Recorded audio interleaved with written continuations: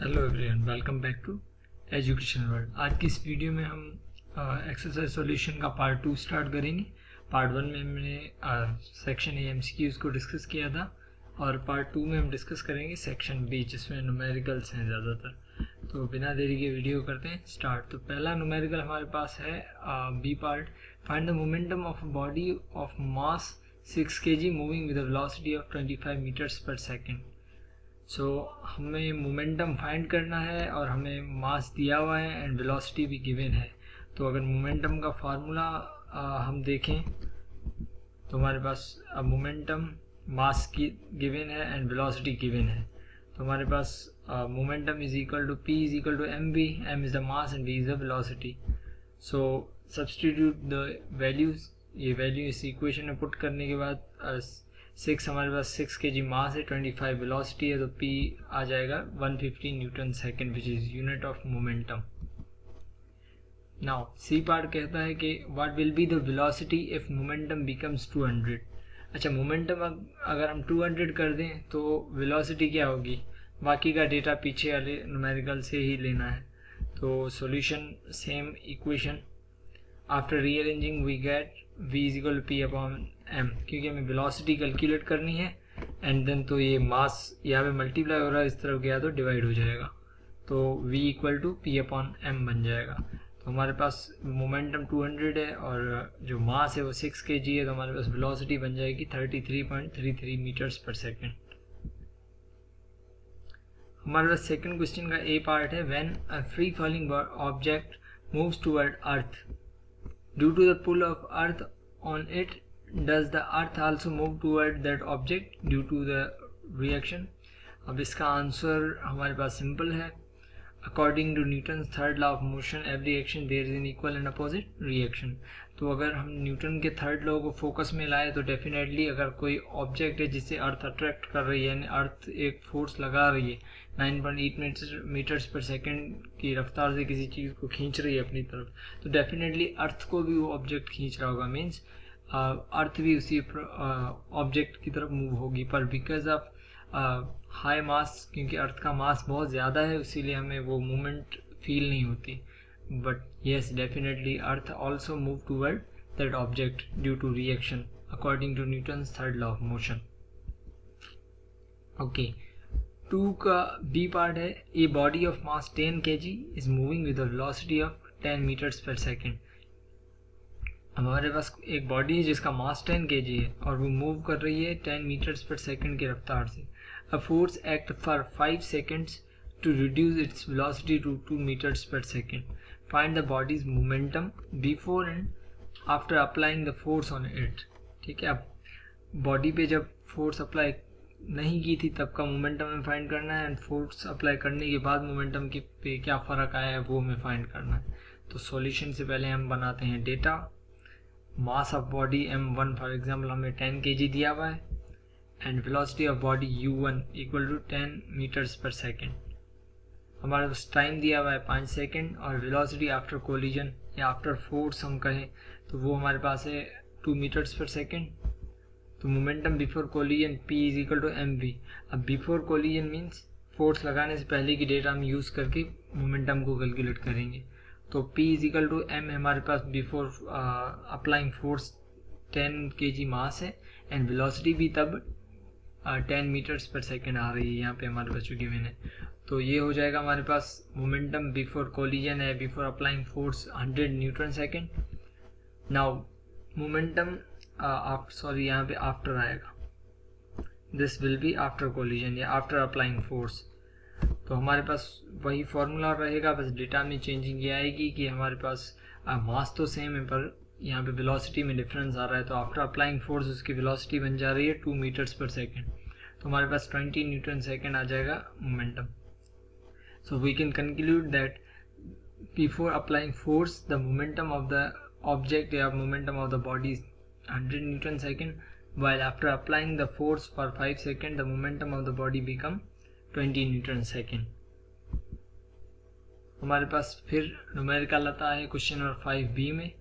If force of a 3400 Newton is applied on a body of mass 850 kg, force हमारे पास given है and mass भी given है 850, find the acceleration produced by the force. हमें यहाँ पे Newton's का second law of motion F equal to ma use कर सकते हैं। हमारे पास F भी है, m भी है और a को कैलकुलेट करना है। तो पहले डेटा बना लेते हैं। फोर्स हमारे पास 3400 न्यूटन आ गई एंड देन मास है हमारे पास 850 kg एंड एक्सेलरेशन हमें फाइंड करनी है। Let's move toward the solution. From Newton second law of motion we have F is equal to ma, जो हमारे पास नॉर्मल इक्वेशन है। रीअरेंज करके हमें एक्सेलरेशन को फाइंड करना है, तो मास अगर यहाँ पे मल्टीप्लाई हो रहा है उस तरफ जाके डिवाइड हो जाएगा। सो हमारे पास इक्वेशन बन जाएगी a is equal to F/m। Substitute करें इक्वेशन में वैल्यूज, 3400 फोर्स है एंड देन 850 हमारे पास मास है। तो इसे सॉल्व करने के बाद हमारे पास एक्सेलरेशन आ जाएगी 4 मीटर्स पर सेकेंड स्क्वायर। ओके, 5 का C कहता है कि how much force should be apply on a body of mass 425 kg to produce the same acceleration as calculated by part B। अब हमारे पास फोर्स कैलकुलेट करनी है, मास भी गिवन है और एक्सेलरेशन भी गिवन है जो हमने पार्ट बी में कैलकुलेट की है। उसी एक्सेलरेशन की यूज़ करके हमें फोर्स कैलकुलेट करनी है जो कि सेम एक्सेलरेशन प्रोड्यूस कर रहा है। मास ऑफ द बॉडी है 425 kg। तो डेटा बनाते हैं। फोर्स हमें कैलकुलेट करनी है, मास 425 kg है एंड एक्सेलरेशन जो हमारे पास है वो 4 मीटर्स पर सेकेंड स्क्वायर है। एंड देन हमारे पास from Newton second law of motion same equation 425 multiply by 4 हमारे पास इक्वेशन है।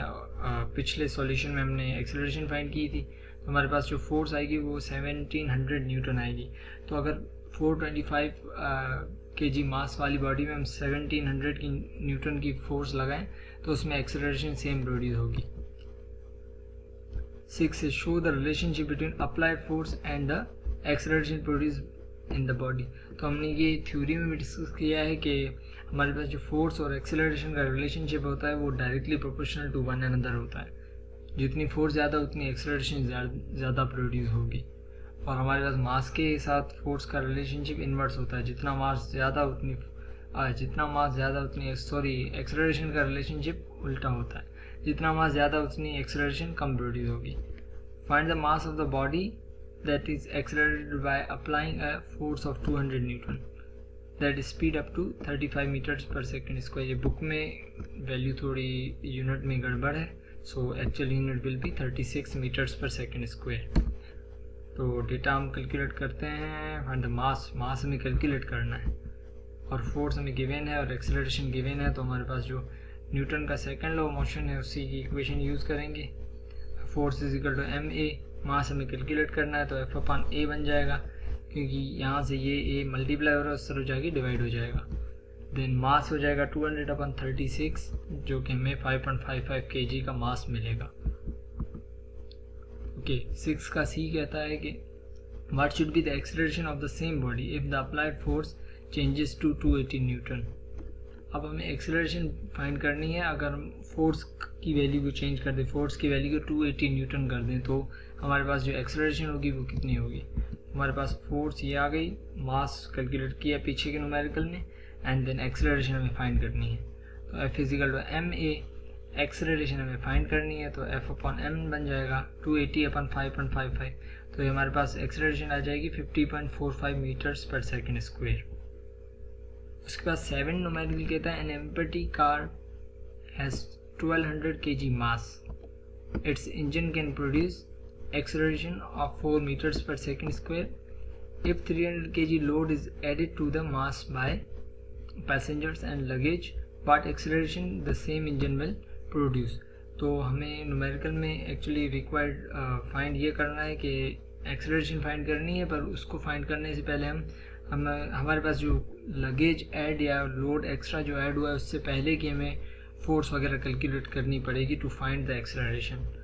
सो ये हो गया हमारे पास मास वगैरह एंड देन टोटल मास को कैलकुलेट करने के लिए 1200 प्लस 300 हो जाएगा, हमारे पास 1500 मास हमारे पास टोटल हो जाएगा। तो acceleration after adding the load हमें फाइंड करनी है एक्चुअल में। तो पहले तो हम फोर्स कैलकुलेट करेंगे कि जो इनिशियल में जब 1200 kg का मास था तब फोर्स कितनी आ रही है। तो F is equal to ma, m is 1200 and acceleration is 4। तो ये हमारा इंजन है जो कि फोर्स इतनी लगाता है इस लोड को पिकअप करने के लिए। तो after adding 300 extra load the acceleration will be, total mass हमारे पास 1500 बन जाएगा, क्योंकि हमारे पास इसे मैंने डिनोट किया है एम डैश से। सो हमारे पास जो 1200 मास था प्लस 300 टोटल मास ये हो गया। And now we can calculate the acceleration. F is equal to M dash A find करना है, तो एफ अपॉन एम यहाँ पे डैश है, तो हमारे पास ये बन जाएगा एक्सेलरेशन 3.2 मीटर्स पर सेकेंड स्क्वेयर।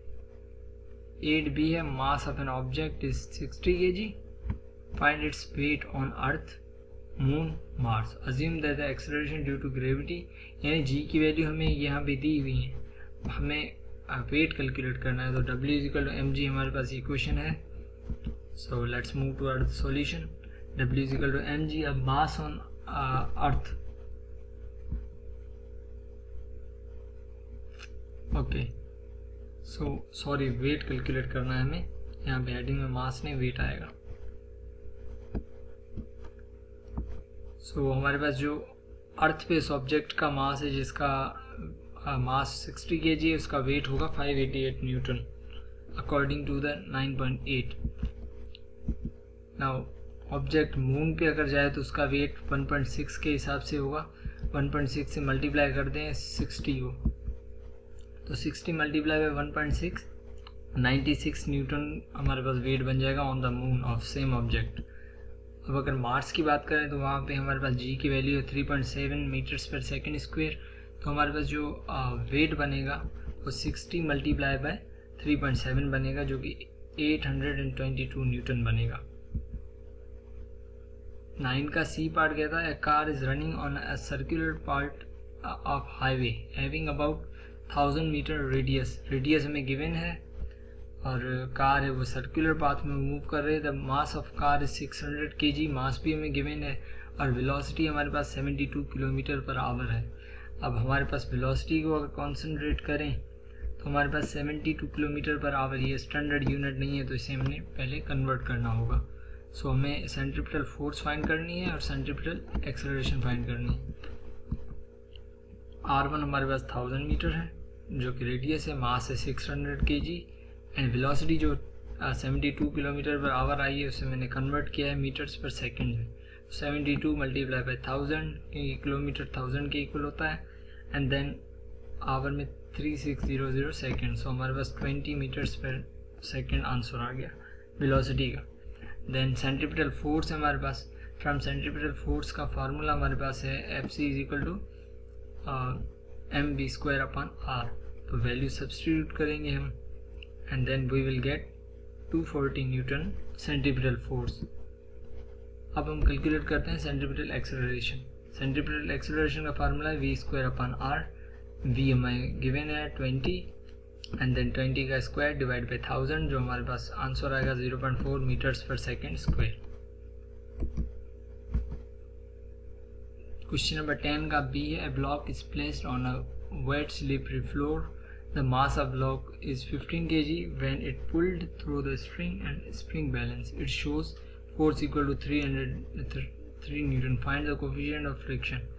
तो coefficient of friction के लिए हमारे पास equation F is equal to mu mg, और हमें म्यू की वैल्यू फाइंड करनी है। तो डेटा हमारे पास मास गिवन है, फोर्स गिवन है, जी की वैल्यू हम कांस्टेंट है 9.8 मीटर्स पर सेकेंड स्क्वायर, म्यू हमें कैलकुलेट करना है। सेम इक्वेशन को यूज़ करेंगे, mu is equal to F अपन एम जी हो जाएगा, क्योंकि एम जी यहाँ पे मल्टीप्लाई हो रहा है, उस तरफ गया तो डिवाइड हो जाएगा।